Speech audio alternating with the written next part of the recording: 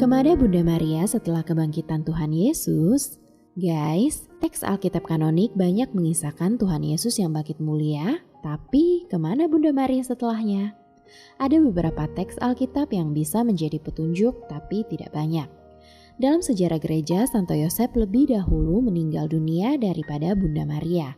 That's why sebelum menghembuskan nafasnya di atas kayu salib, Tuhan Yesus menyerahkan Bunda Maria kepada Santo Yohanes Penginjil yang juga disebut sebagai murid yang paling ia kasihi. Mulai saat itu dikatakan bahwa Bunda Maria tinggal bersama Santo Yohanes. Lantas, di mana mereka tinggal? Kisah para rasul mengisahkan bahwa setelah Tuhan Yesus naik ke surga, para rasul termasuk Yohanes kembali ke Yerusalem dari Bukit Zaitun. Di Yerusalem, para rasul dan murid Tuhan bersama dengan Bunda Maria tekun berdoa menantikan turunnya Roh Kudus yang kita kenal dengan peristiwa Pentakosta.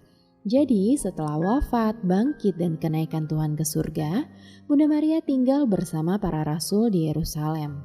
Nah guys, ada tradisi yang mengatakan bahwa Bunda Maria merenungkan jalan salib Tuhan hingga akhir hidupnya di Yerusalem.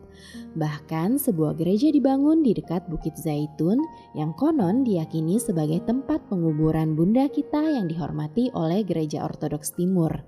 Tapi ada juga lokasi lain di Yerusalem yang disebut sebagai Gereja Dormition yang dikelola oleh para biarawan Benediktin. Kedua situs ini mengklaim sebagai tempat diangkatnya Bunda Maria ke surga.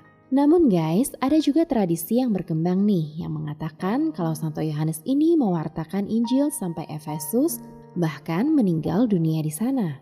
Nah, kalau Santo Yohanes ke Efesus, diyakini Bunda Maria juga ikut dengan dia. Tradisi yang mengatakan bahwa Bunda Maria menghabiskan akhir hidupnya di Efesus ini juga berdasarkan wahyu pribadi yang didapatkan oleh Beata Anna Catherine Emmerich di abad ke-19.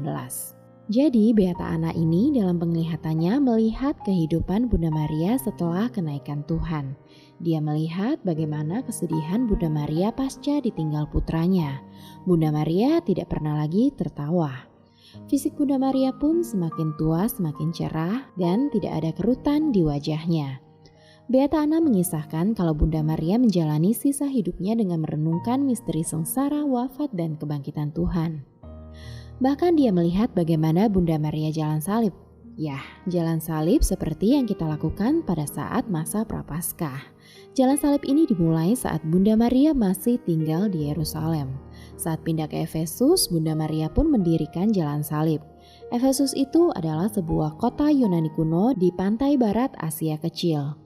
Yerusalem ke Efesus itu jarak daratnya sekitar 1000-an miles. Stasi-stasi atau perhentian jalan salib yang didirikan Bunda Maria hanya berupa batu-batu yang dibangun di belakang rumah Bunda Maria di Efesus. Guys, merenungkan penderitaan Tuhan dilakukan Bunda Maria untuk menunjukkan cintanya kepada putranya. Bunda kita membersihkan sebuah gua untuk mengenang makam Tuhan dan menjadikannya sebagai tempat untuk berdoa.